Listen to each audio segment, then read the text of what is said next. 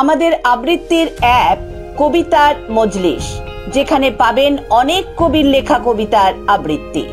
নিচের ডেসক্রিপশন বক্সে লিংক দেওয়া আছে, ওই লিংক থেকে অ্যাপটি ডাউনলোড করতে পারেন।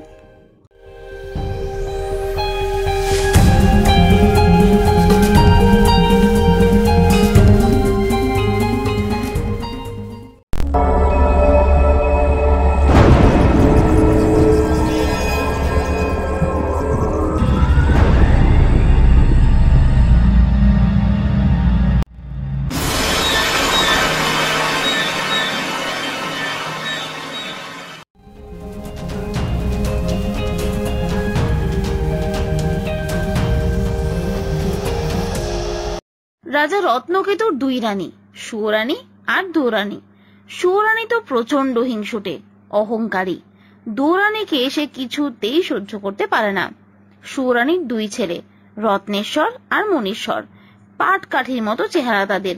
মনে হয় যেন ফু দিলেই তারা উড়ে যাবে, আর ছুলেই বোধহয় মরে যাবে। আর দৌরানীরও দুই ছেলে, তাদের নাম কি বলতো? শীত আর বসন্ত। কি সুন্দর তাদের চেহারা, নাদুস নুদুস। অথচ খাবারের বেলায় সুরানী তার দুই ছেলেকে একেবারে পঞ্চব্যঞ্জন সাজিয়ে দেন। আর শীত বসন্তের বেলায় শুকনো ভাত, শাকের তরকারি, তাও আবার নুন তেল ছাড়া। একদিন সুরানী স্নান করার জন্য দৌরানীকে নিয়ে যায় নদীর ঘাটে।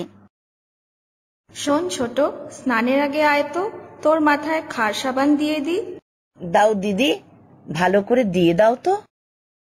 সুরানী খার সাবান দিতে দিতে চুপ করে দৌরানীর মাথায় এক ওষুধের বড়ি লাগিয়ে দিল। আর তার ফলে দক্ষিণী দৌরানী টিয়া হয়ে টি টি করতে করতে অন্য রাজ্যে রাজা দরবারে পৌঁছালো। সুরানীকে নদীর ঘাট থেকে একা ফিরতে দেখে রাজা রত্নকেতু দৌরানীর খবর জানতে চায় সুরানীর কাছে।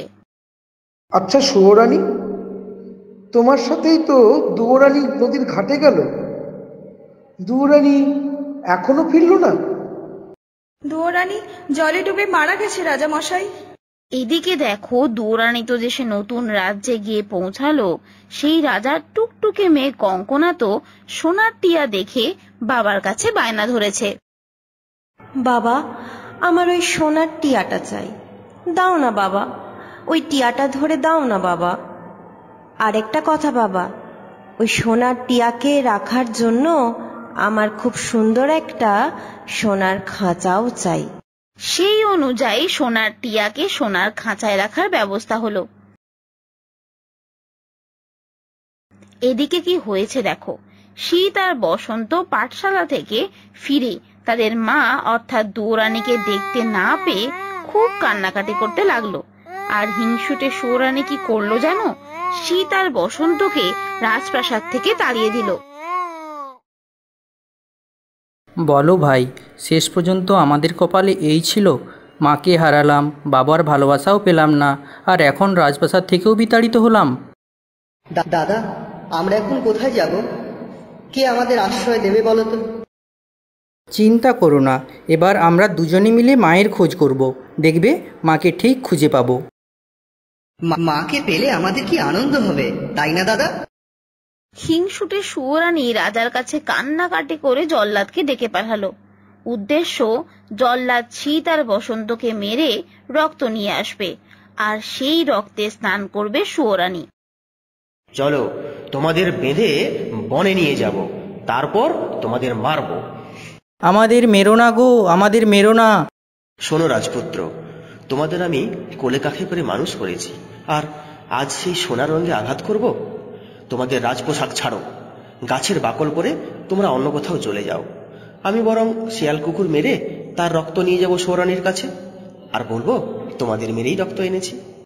দুই রাজপুত্র হাঁটতে হাঁটতে বনের ভিতর ঢোকে, আর জল্লাদ একটা শিয়াল মেরে তার রক্ত সুরানীকে দেয়, আর বলে যে ওই রক্ত শীত আর বসন্তের।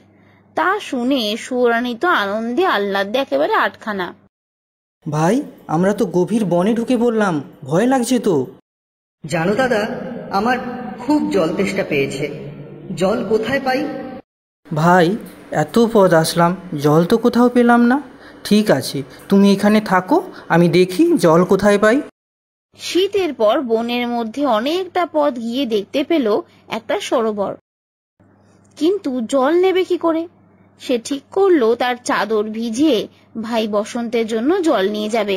কিন্তু ভাবলেই তো আর হবে না, ঈশ্বর যে অন্যরকম কিছু চান। তাহলে চলো শুনে নি সেই ঘটনা।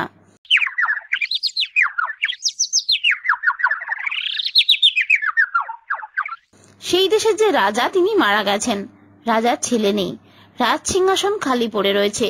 রাজ্যের লোকজন তাই একটি সাদা রাজহাতির পিঠে পাট সিংহাসন উঠিয়ে দিয়ে হাতি ছেড়ে দিল।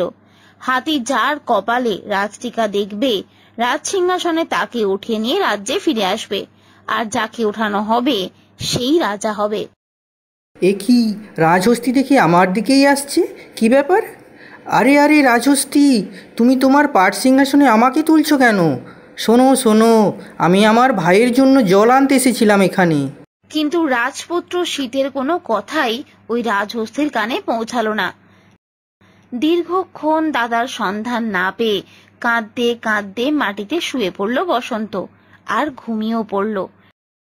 পরদিন সকালে এক সাধু তাকে দেখতে পেয়ে তার আশ্রমে তুলে নিয়ে যায় বসন্তকে। দেখলে তো, দুই ভাইয়ের পথ হলো ভিন্ন। একজন রাজা, অপরজন সাধুর সাথে থেকে মন্ত্রতন্ত্র পূজা অর্চনায় সিদ্ধহস্ত। এবার তোমাদের সোনার টিয়ার কথা বলবো।